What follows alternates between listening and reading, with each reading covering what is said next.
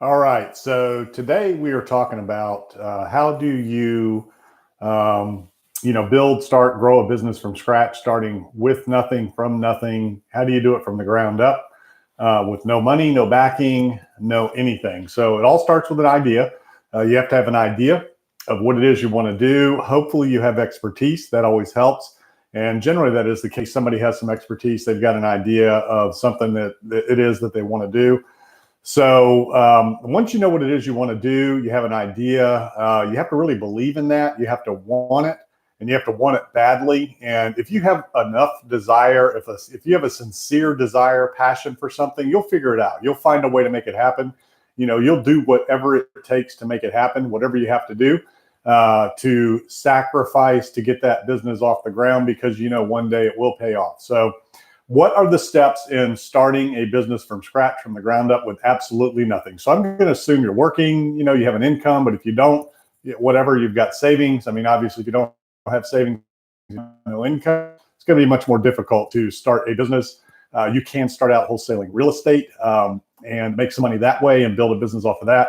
There are some things you can do in this gig economy now to start a little side hustle or a side business if you're not making any money at all. But generally, somebody that is going to start a business, a viable business, is going to have some sort of either a job or something like that, or some savings to support them while they do this. Albeit, when I started, I had no savings and I had skills and talent, although they were limited. But I just went out and I did the work and I made it happen. So the best thing to do is to have the idea, put it down on paper. So you want to create a business plan / executive summary. You don't need an elaborate business plan. Now, the more sophisticated your business is, the simpler the plan should be. That might not sound right, but I'm telling you, simple is the way to go. Warren Buffett says, if you cannot put your business plan down on the back of a, on the back of a cocktail napkin, then it's probably too complicated. So,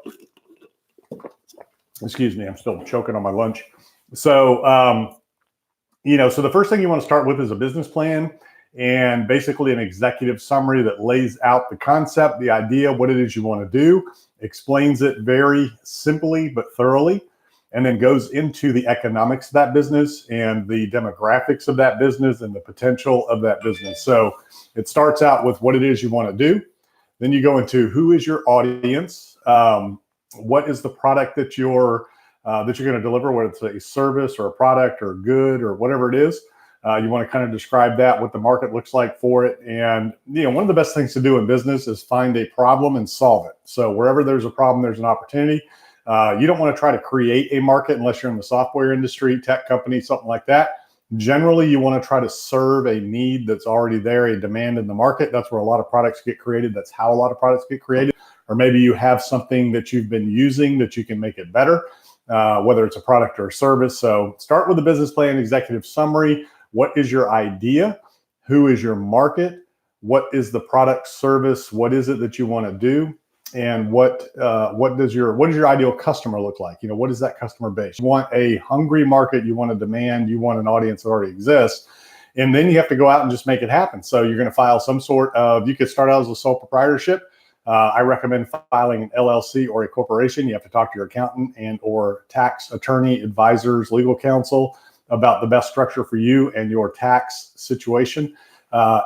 Corporations and LLCs are very easy to file online now. You can do it yourself for about $100 in most states, and you can get the corporate documents instantly. Then you go to the IRS website, get your federal ID number instantly. Then you can take that to the bank, open a bank account, and you are open for business. You can start receiving money. You can set up a PayPal or a Swipe account or any number of payment gateways now that are very streamless. They give you the equipment. You can accept payments on your phone, your iPad.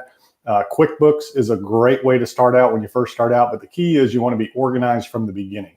You want to make sure the more organized you are from the beginning, the more you document everything, your expenses, your income, everything you do, the easier and cheaper it's going to be when it comes to tax time for your accountant. And you definitely want to meet with your accountant and an attorney before you get started to find out and make sure that you are following the proper legal structure.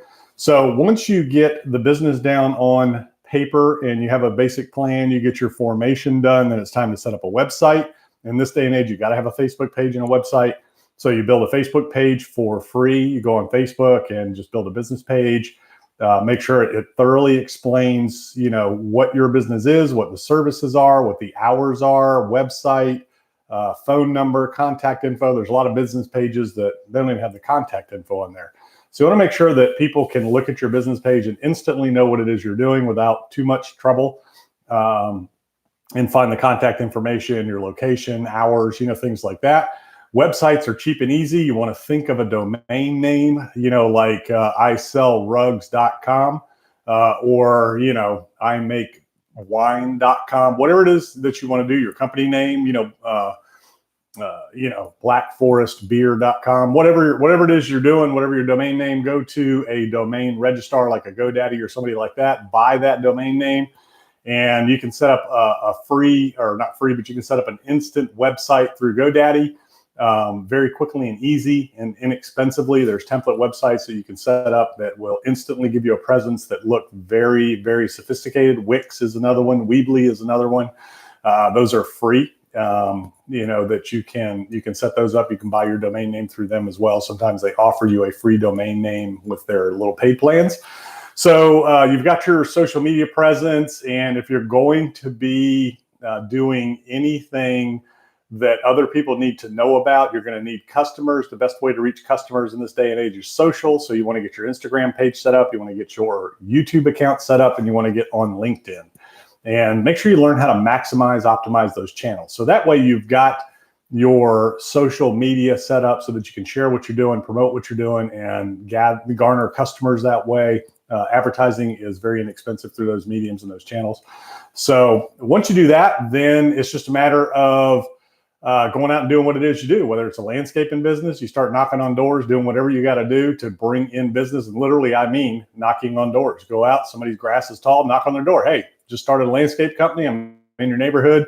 Would love to be your landscaper. If you have to, I'll do the first one for free. Discount, whatever. Just get your foot in the door, do a good job, and that's how you start a business. You just go out, you start knocking on doors, let people know what you're doing, and start promoting from there. Make sure you know what you're doing. Make sure you're good at what you're doing. So the keys to business are: do what you say you're going to do, be on time. Early is on time is late. Do what you say you're going to do a complete and thorough job so that people do not have to check on you. People in this day and age want to know that whatever it is they're hiring you to do is going to be taken care of. If you're cutting grass, they don't want to have to come home and you've missed a spot, or you didn't pick the weeds, or whatever that looks like. Make sure you do a thorough, complete job, that you go the extra mile, you over deliver and under promise, over deliver. Make sure you're offering service. People love service. Everybody's busy. There's a lot of opportunity out there right now because people are eating out more, they're hiring more. You can do a lot in the gig economy today. If you don't know what the gig economy is, that's like Uber drivers, Uber Eats, dog walking services, house sitting services, Airbnb, where you rent out an extra space or a room. That's kind of a gig. Making flowers for weddings. There's just so many things out there, and there's so many sites.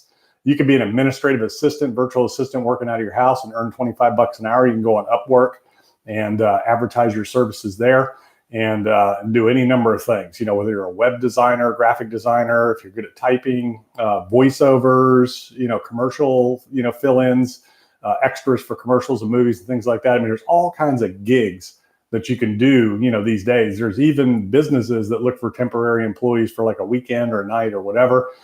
So there's a whole bunch of stuff you can do on the gig economy. But as a business, if you're going to be a legitimate business, you need those things. You need a business plan. You need to get your social media profiles set up. You need to make sure you know what you're doing. And then you get out there and you just deliver great service, great value. You over deliver, under promise, and just do what you say you're going to do. So that is how you start a business from nothing. Literally, you just have an idea. You got to have faith in it. And then you get out there and you work and you do whatever it takes to make it happen, to implement the idea and to get it going. And you just offer your service. You knock on a door and say, hey, I am a real estate agent, and I'm new in the business. I'm looking for listings. Would love to help you out. Or you go partner with an agent or a team or somebody like that. Let's say your business is construction. You just start calling people up. You go visit realtors, tell them what you do, whether you're a handyman, carpenter, plumber, electrician, whatever it is, home services business. You can start with realtors, you can start with bankers, mortgage professionals, and then literally you can go canvass a neighborhood, put flyers in the mailbox slots.